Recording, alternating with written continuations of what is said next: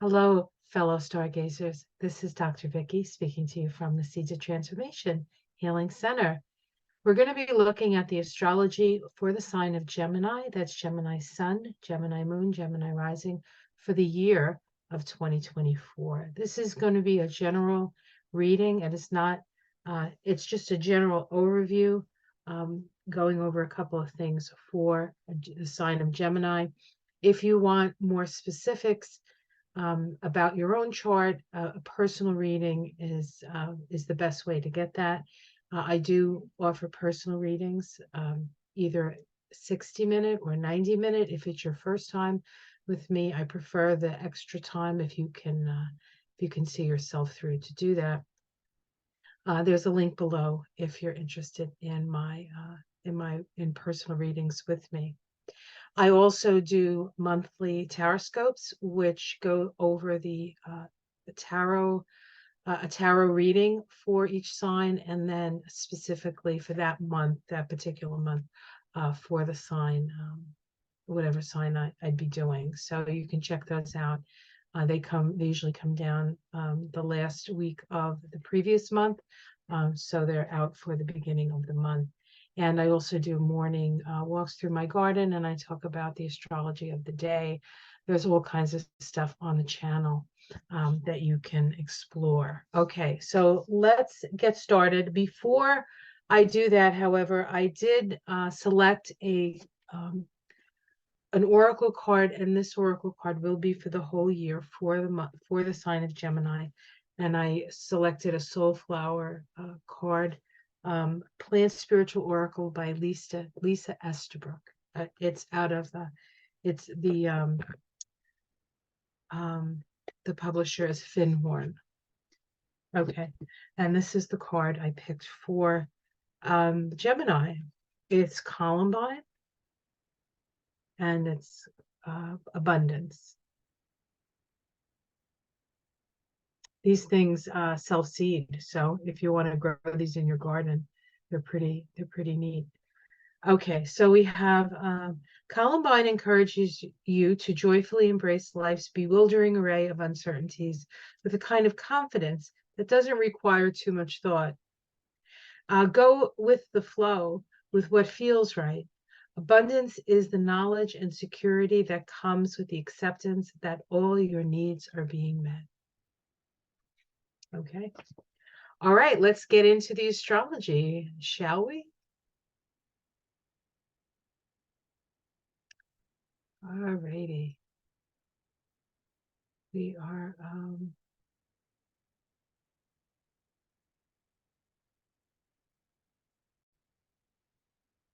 okay, we're looking at Gemini for 2024. Gemini is a mutable air sign. Its mantra is I think, and your ruling planet is Mercury. Now, as we enter because you're a Mercury ruled sign, the first thing we're going to look at is the Mercury retrogrades. There are 3 this year, and they're all in predominantly fire. 2 of them are completely in fire, and one is a little bit in Virgo, and then it goes back into Leo, where it spends most of its retrograde. So we have 3 retrogrades. The first retrograde, actually, we start the year with Mercury retrograde, but it stations direct on the 1st and starts moving forward. So either the 1st or 2nd to wherever you happen to be. So we're not going to include that Mercury retrograde. Okay, we will talk about the one that starts in April, and it starts on, of course, April Fool's Day, April 1st. So we have Mercury retrograde from April 1st to April 25th. It is from the 28th degree of Aries back to the 17th degree of Aries. And so if you have planets in that area, even though you're a Gemini, it's possible that you have planets in that area.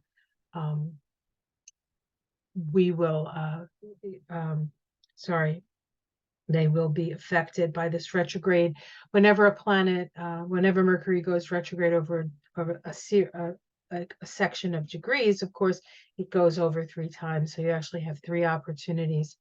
The first one happens in your 11th house. That's your house of friends and networks. So there can be some misunderstandings because Mercury is retrograde. But there can also be some understanding because Mercury is retrograde. Okay. The second Mercury retrograde occurs on the 5th of August to August 28th. And that's from 4 degrees of Virgo, backs into Leo and goes all the way to 22 degrees of Leo. So if you have planets in that area of the chart. And here we can see that while it is in Virgo, it is in your 4th house, and then it moves back into your 3rd house where when it's in Leo. And so there can be communication necessary to your neighbors, perhaps siblings, and the like. Fire, when we have the majority of Mercury retrograde in fire, what we're reevaluating are our beliefs, our instincts, or are we like how we react, because the Aries energy is reactive. So we're looking at the way we react. In Leo, we're looking at the way we self-express, perhaps, or maybe there's a creative project that needs some editing or the like. Okay, and so that's what we might do in the case when Mercury is in Leo. And then the last Mercury retrograde begins on the 26th of November and goes to December 14th. So right, like Thanksgiving and the beginning of the holiday season there, when most people are shopping. It goes from 22 degrees of Sagittarius back to 7 degrees of Sagittarius. And that will fall in your house of relationship. And so that might be a little bit more challenging because communications can get messed up. And we know that as a Gemini, it's real important for you to communicate with your partners, because that's how you do. I mean, it's imperative that a Gemini has the ability to have that back and forth with people in order to feel right, really, quite frankly. All right, so we have Mars. Mars goes through most of the year and does go retrograde on the 6th of December, and that retrograde goes into 2025. And so that Mars retrograde sort of connects 2024 with 2025. It starts its retrograde motion while in Leo and then retrogrades back into Cancer, but that happens next year. So we won't have to necessarily worry about it. But Mars is energy, and Mars moves from your 7th house.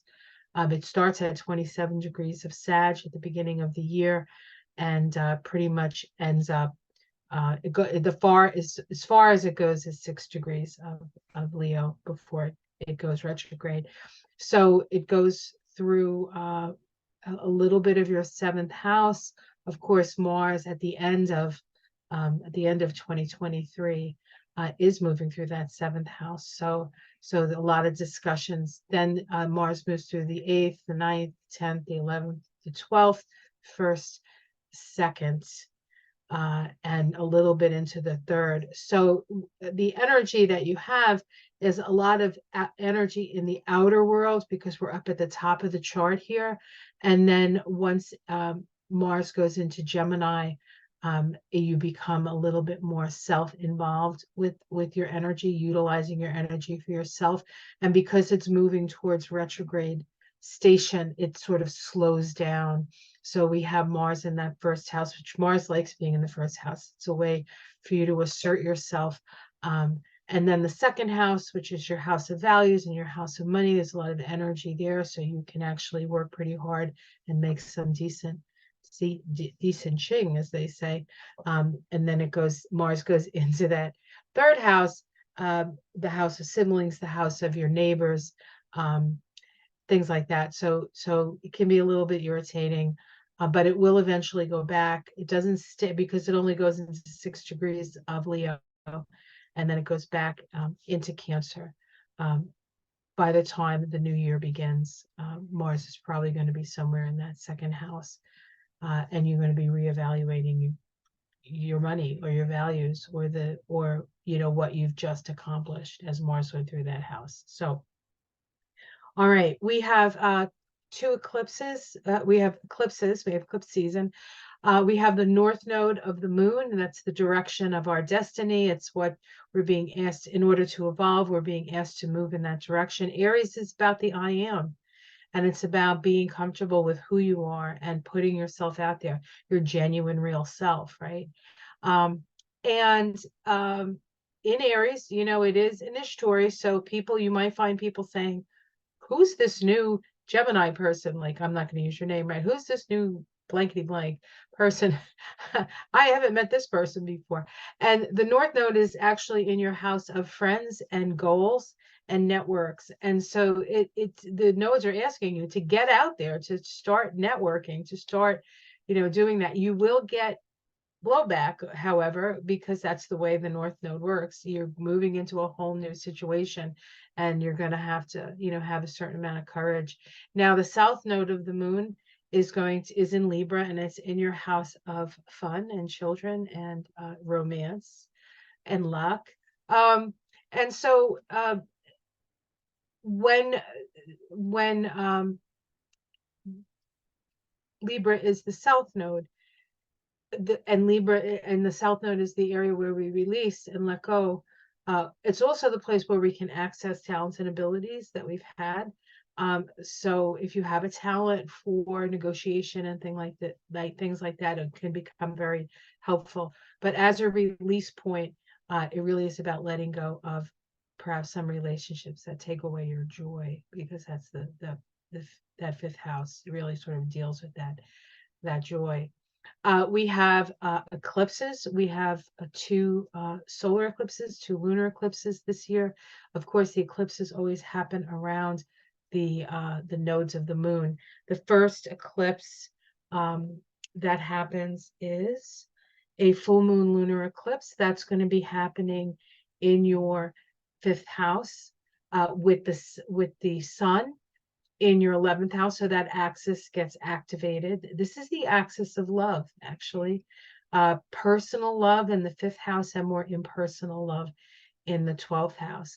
Love, romantic love in the fifth house, and more sort of friend, platonic, we'll call it platonic love in that 11th house. And of course, you're being asked to move in the direction of platonic love here with the North Node there. But the first eclipse is a full moon eclipse in Libra, and it is a North Node eclipse because the sun is at the North Node. And so this is about moving forward into something new. But before you move forward, which comes with the new moon solar eclipse in Aries, which occurs on the lunar eclipse, I don't think I mentioned the day. The lunar eclipse occurs on the 25th of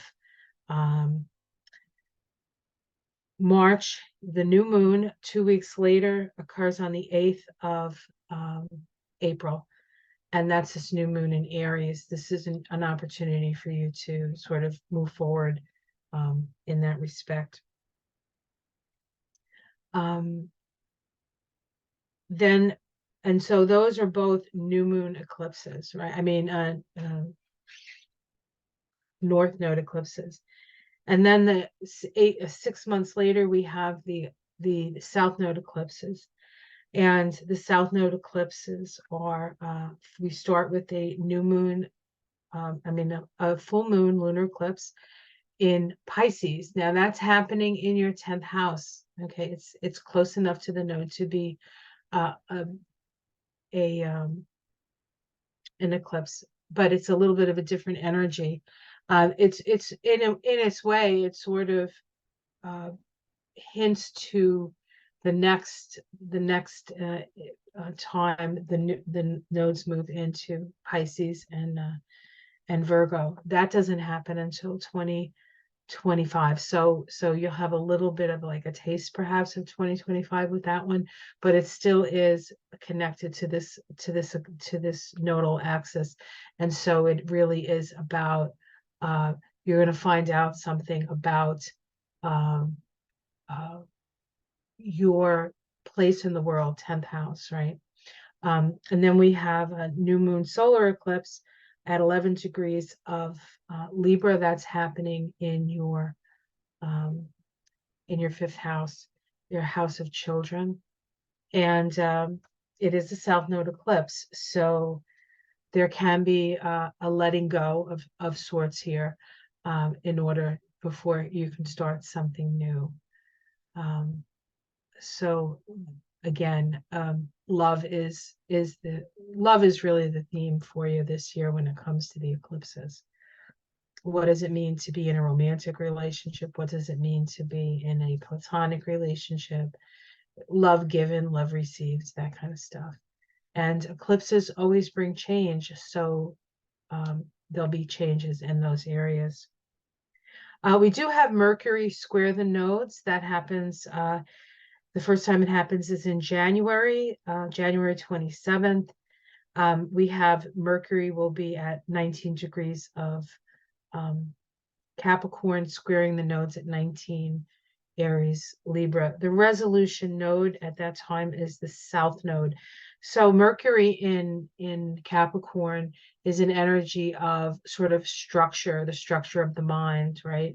And the rules and the hierarchy, and it's very structured Mercury, and it comes across the nodes and is sort of at cross purposes with the evolution.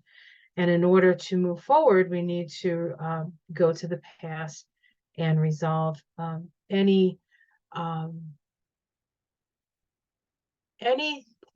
that keeps you, again, from your joy. And it doesn't necessarily mean like a whole relationship, like, oh, I got to let go of somebody. There can be parts of the relationship that need to be taken care of and resolved. Okay, that's kind of what I mean. And then we also have Mercury square the nodes when Mercury's in Cancer. That occurs, oh dear, did I not put the date here? I did not put the date. The moon's in Cancer. Oh, I did, June 22nd. That's so good. Where Mercury's at 13 degrees. The resolution node at this time is the north node. And so this is a much more emotional Mercury square the nodes, because Mercury is in an emotional sign, but it requires you to move in the direction of the future, being who you are within the group. Like you have to just be yourself here, and love it or lump it, you put yourself out there. Okay. All right. So for the slower moving planets, we have Jupiter in Taurus until the 25th of May, and then it moves into your sign, Gemini, moves into Gemini. And Jupiter, while in the 12th house, actually Jupiter is okay being in the 12th house. It brings your angels and your guides closer. So the beginning of the year, you're going to feel like perhaps you're being guided. And then once Jupiter moves into your first house, it's like, here I am, folks. It's almost like a somewhat of a rebirth with Jupiter there. It happens every 12 years, right? And one of the downsides of Jupiter in the first house is it can expand your waistline, because it does expand you. So be aware of, maybe you need to be a little bit more careful about what you're eating, how you're eating. You can't do the unconscious stuff, because chances are you gain a little weight. Saturn, the planet of karma, the planet of as you sow, so shall you reap, is in Pisces. In the 10th house, it's there for about 3 years. So Saturn likes being in the 10th house. So it can mean that all of your previous work comes to a certain amount of fruition as Saturn sits up there in the 10th house. And an opportunity to succeed in your career, perhaps. Of course, Saturn does hold you accountable in that 10th house. So if there's any issues, you will be held accountable and people will see it. You see, that's how that works. So be aware of that. Uranus is in Taurus all year. It's still in your 12th house. It's there for 7 years. Uranus is sudden out of nowhere, like ideas pop into your head. Where'd that come from? When you're just going along and all of a sudden something pops into your head and you're like, where'd that come from? It's probably Uranus. Uranus deals with our past, of this life, our past lives, and our future possibilities. So it could be a past life memory, it could be a memory from the past, or it could be a vision of the future. How do you know it gets repeated? The vision will get repeated for the future. So it's not just like a random thought that's flying through your head, but if you keep seeing something, the repetition will indicate that that in fact is the direction forward for you. Neptune is in Pisces. Did I not? Oh yeah, here's Neptune. Neptune's in Pisces for 14 years, still sitting in that 10th house. But Neptune is the energy of mass consciousness. So when Neptune is in that 10th house, it can bring you to the masses in a way. So be aware of that. And then we have Pluto. Pluto spends a little bit of time in Capricorn still. It moves out of Capricorn on the 20th of January. That's the same day the sun moves into Aquarius. And it's in Aquarius until the 3rd of September when it has retrograded back into Capricorn. It only spends till, let's see, let me see here. It goes retrograde on May 2nd at 2 degrees, 6 minutes of Aquarius. That's as far in Aquarius as it will go this year. It retrogrades back on the 3rd in that last degree of Capricorn, the 30th degree of Capricorn, which it spends its whole last few months in Capricorn in that 30th degree. It goes direct on the 12th of October, and then by November 20th, happy birthday, Joe Biden. It moves back into Aquarius where it will stay for 20 years. Okay, so that's what's happening with that. So and then you're moving, Pluto is moving from your 8th house, which it kind of likes being in, but it's been there for a long time. It's been in Capricorn since 2008, and it's a slow transformational process around really your relationships, especially your codependent ones. They've all sort of been tested. And then when it moves into Aquarius, it moves into that 9th house.